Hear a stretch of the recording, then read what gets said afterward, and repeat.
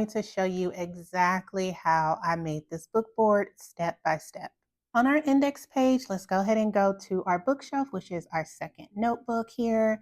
And on our bookshelf, we're going to go ahead and put in the name of the book. I personally like to use my shapes tool for this one. So I'm going to click on my shapes tool. I want my pen at the largest stroke. And now we're just going to make a rectangle. And we're going to go ahead and resize this so it fits in there perfectly.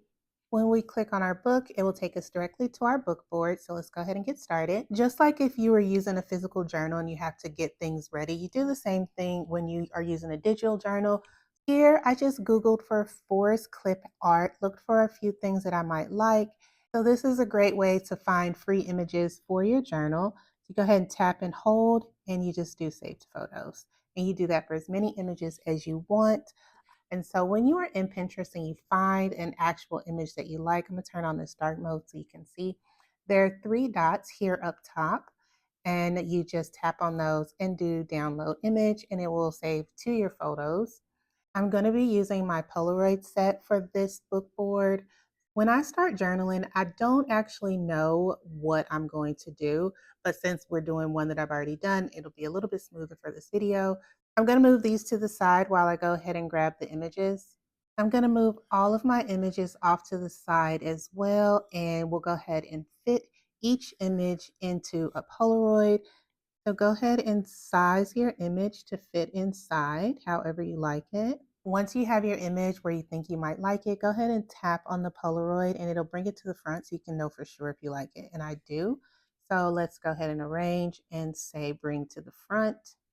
And now I'm going to group these together as an element because I love me some elements. So we'll use our lasso tool, grab them both, and click on add element. And I'm just going to put them into my book board. And we will now delete this because this is not an element. For instance, if I was on elements right now and I wanted to move this, it's only going to move one. Therefore, I need to delete them both. So let's delete that. And go ahead and do that for all of your images. So in Elements, you can see this is the folder here where I am keeping all of my stickers for my book board. I'm going to use my stamp set for this bit, and I'm going to put in the tropes for this book. For each one of these Polaroids, I'm actually going to put a trope on top of them. This first set is done, so we are going to do the same thing like we did earlier by turning it into an element, and we can use it later. I didn't put the trope on there when I was originally making these elements because I will often change up what I want to go where. And so I want to be able to have the option to always go back and change my stickers at any time. If you see the original one, I have a transparent image in the background. I'm going to show you the picture that that one actually is. Here is the image that we want to make transparent, even though it looks so cute in full color. So we actually need to use another app to do that. So this app is Bazaart. It is free. So we're just going to go ahead and add an image in here. As you can see, this is taking up the full page, but I want to make it a bit smaller because it's going to have a watermark on there. So now we can lower the transparency and you can just make it however you like it to be. So I'm going to put it here, done, and then I'm just going to save it. And you see down there, it has like that little watermark. That's what we're going to have to crop out. Back in Goodnotes, it should be the first image when you click on the image tool. Now let's go ahead and crop out all of that dead space. This particular book board, I want to cover up that black line here. So using my lasso tool, I'm going to grab a blank spot and just do screenshot. Now let's copy this image and then paste it. Now I'm going to fit this image on top of that black line. I'm going to put in the author's name and the book. I'm going to change the font of only the title of the book. Personally, I am all about layering, so I'm going to copy and paste each one of these 3 times. Well, I'm going to make 3, so copy and paste twice. I know that I'm going to be using particular stickers within this actual journal, so I'm going to find one of the stickers that I know I'm going to be using. I want to go ahead and match the colors of my text to one of the colors that is in this sticker here.